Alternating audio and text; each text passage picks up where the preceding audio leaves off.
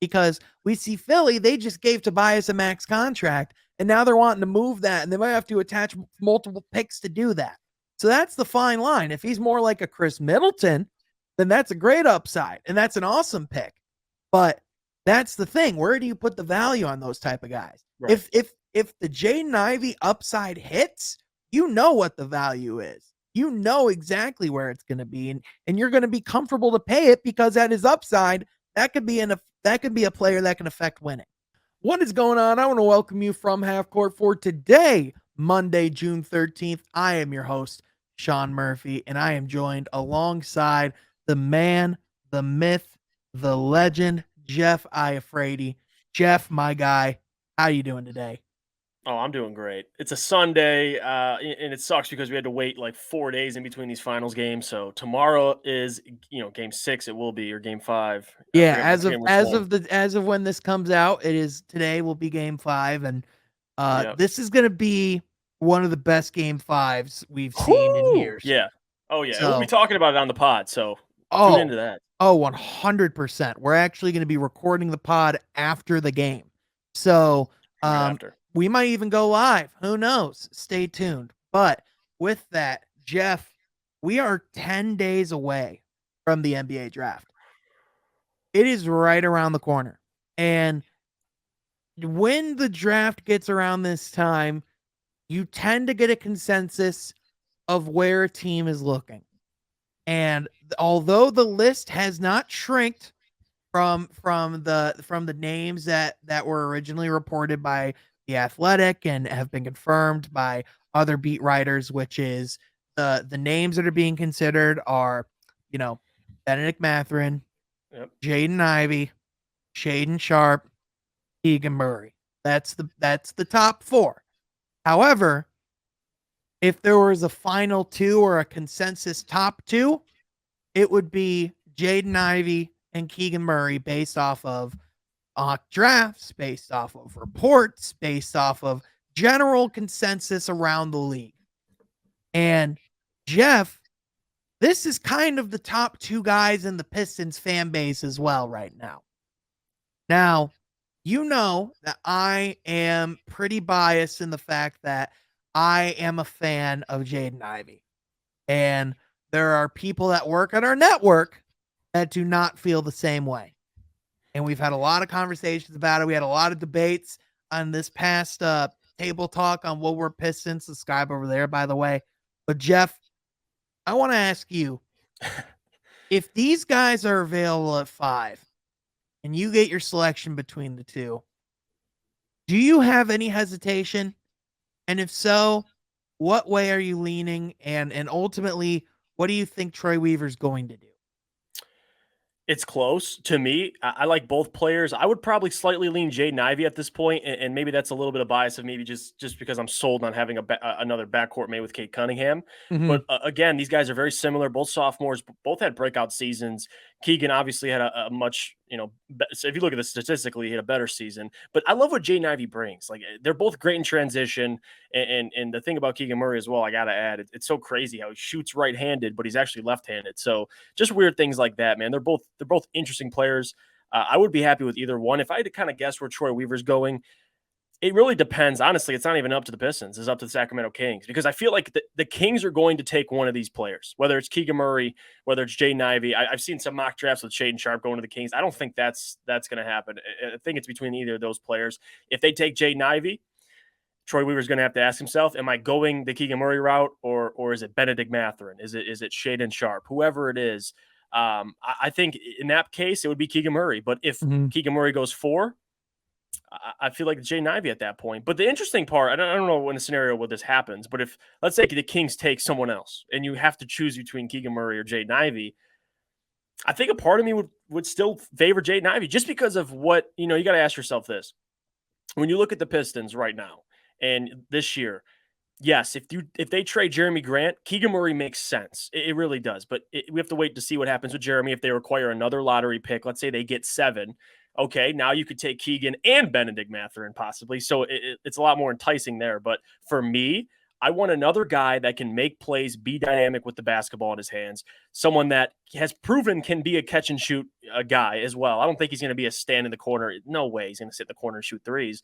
He's going to be, him and Cade together.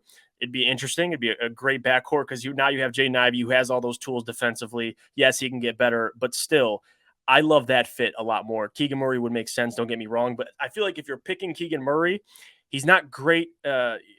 I guess right now, of course, he's not great as good as Jaden Ivey, but he's not great with the basketball in his hands in terms of, off the dribble, stuff like that. Like I don't know if Cade can throw Keegan the ball and say, go get a bucket. I don't know. That's not what I've seen yet. With Jaden Ivey, though, so dynamic, can make plays for others. Keegan hasn't shown the ability to do that, make plays for others. He's a score first, he's a scorer. Jaden Ivey has much more to his game that I like. But again, it's really pick your poison. I like both guys. It's really just about nitpicking at this point, like we've talked about all the time.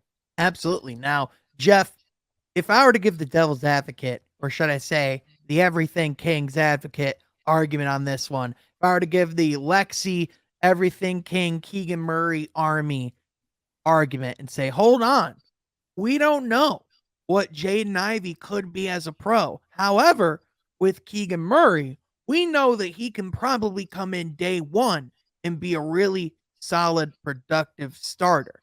With Jaden Ivey and Cade Cunningham, the thing with a backcourt is that they have to have time to develop together and work together and figure out how to play together. And they might find out that formula might not work. What say you to that? At that point, it's like, I appreciate people when they nitpick and they have criticisms, but just simply saying that another player with Cade, people forget who Cade's not a ball dominant guy. Like you don't need to put the ball in. I mean, I would love to. It'd be great. He's so dynamic. But if Jaden Ivey is Jaden Ivey. Okay, and that's where I was getting to too. Because another thing with Jaden Ivey, people assume what they are in college, they can't suddenly just be coached and change in the NBA. His role at Purdue is not going to be the same exact role with the Detroit Pistons. He's playing with another, dynamic player, great player in Cade Cunningham, and Dwayne Casey, a guy who has proven to be able to, develop these guys. It doesn't give me a lack of confidence at all if the fit with Cade Cunningham, with Jaden Ivey. I think it'd be great. They play well together. Now, certainly, if you watch his tape at Purdue and you're just simply saying, this is the player I'm getting, you're not allowing guys to grow and get better. Like if you watch Keegan Murray's tape, yeah, he can't make plays for others. Doesn't mean he can't in the NBA. Like eventually he can do that. So I hate that narrative. I really do. I do too. I just feel the need because that is the other side. That is the argument. Now, don't get me wrong. And Jeff and I, you and I both agree. If we get Keegan Murray on draft night, that is a successful, really good night for the Detroit Pistons. However, we don't know if we're going to have the opportunity again to be this high in the lottery. We don't know if we're going to have the opportunity to get a talent like Jaden Ivey in the draft at any point soon. Sure, you can make the argument that guys like Devin Booker, Giannis Antetokounmpo, Kawhi Leonard, Paul George, all these guys were found later in the lottery, and so were guys like Sadiq Bey. So you could still get talent later in the draft. However, when you have the opportunity and you have the potential to select from the two best guards or the two best players at a position in a draft class with a guy who's shown flashes and potential to take over games and have high impact performances at Purdue, that is something he did do. So here's something that we know he can do coming in. And here's something that can be grown and nurtured. And I know the argument with Jaden Ivey is, oh, well, we don't know if he's a consistent shooter. Bull. Because here's the thing.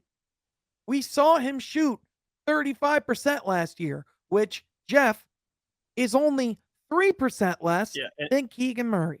The big one, though, Sean, is what he shoot the previous year and what did it increase to his sophomore year. Like, he got better. That's what you look at, development. He got his attempts to go up, too. So not only did his attempts go up, so did his percentage. And in addition, you put him in a system with Cade Cunningham where it's a lot more catch and shoot like Keegan Murray's getting. You think that percentage isn't going to go up?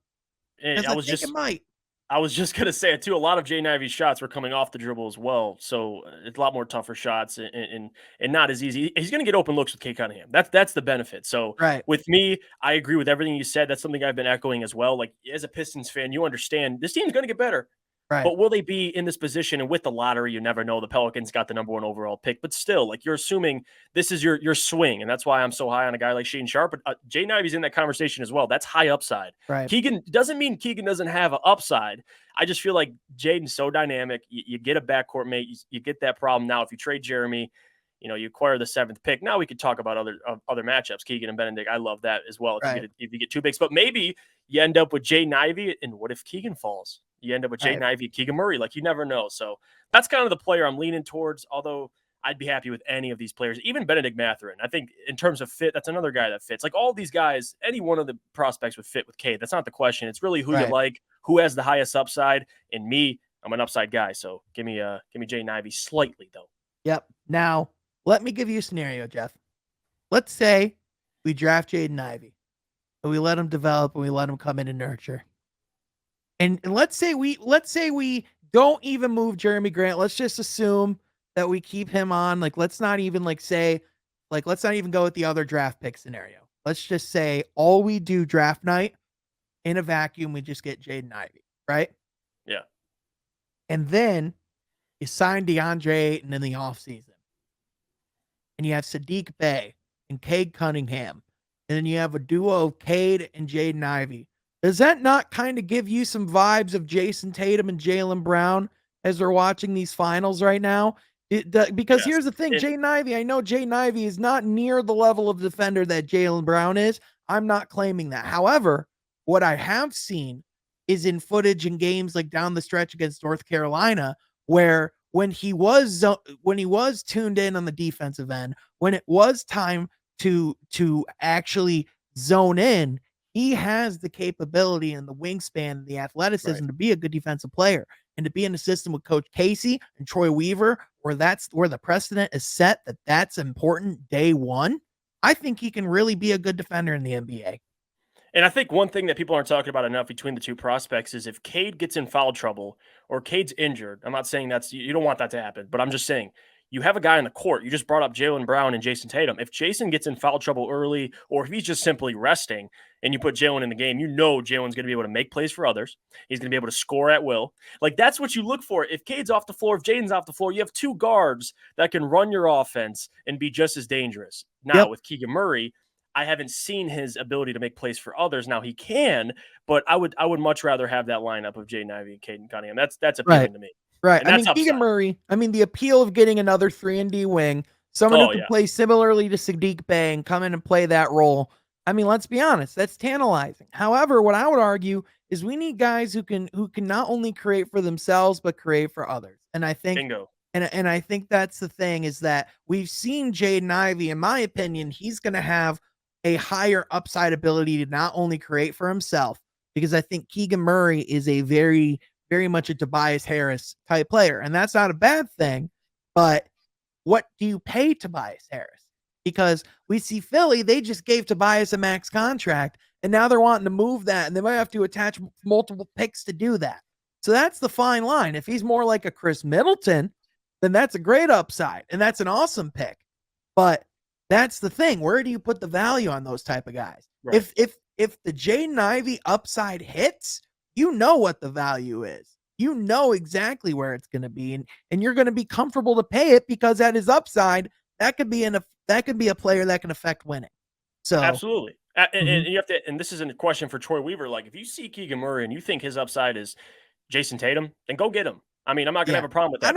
I don't see Jason Tatum with Keegan Murray. And that's the point. But I'm just saying, like, if he really thinks Keegan can develop into that player that can do it all, 3-level scorer, and yada yada yada, I'm cool with it. But for my eye test, I'm not an NBA scout, but I love Jaden Ivey, man. That's a guy I would love them to go get. Yeah. Realistically, I like Shaedon Sharpe, but let's be honest, it's probably not going to happen. So Jaden Ivey, Keegan Murray, those are your 2 options. Benedict Mathurin's in the conversation, but again, we'll see. Yeah. 100%. And again, I think that if the 7th pick is there and Benedict Mathurin's on the board, I am all for us selecting him there, because I think he's going to be available at 7. I'm just saying, people. He's going to be available at 7 because the Pacers are going to get whatever's left of Keegan Murray or Jaden Ivey and maybe even AJ Griffin. They're not going to get Shaedon Sharpe. So who knows? Who knows what's going to be at play at 7? Now, if you get Jaden Ivey at 5, that doesn't really seem like a great idea to go get Sharp at 7. Murray's off the board at that point. Maybe Mathrod's at play there. Mhm. Or We'll Jalen see. Duren, who knows? Yeah.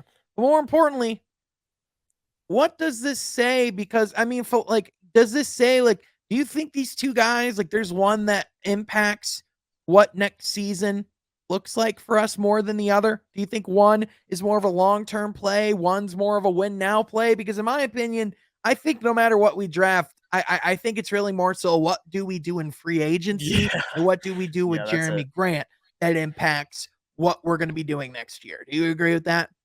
Absolutely. I mean, people think we're a rookie away from winning. No, we're not. I mean, the Yeah. Pistons are going to claw for the play-in tournament next year. They're not going to be a guarantee to make the playoffs. The East is tough, and the East is the new West. Let's be honest. A lot of Right. tougher teams in the East. So, yes, it's going to depend on what they do in free agency. Now, either player is going to help them, but again, to your point, we got to see what Troy does. Where does he spend the money?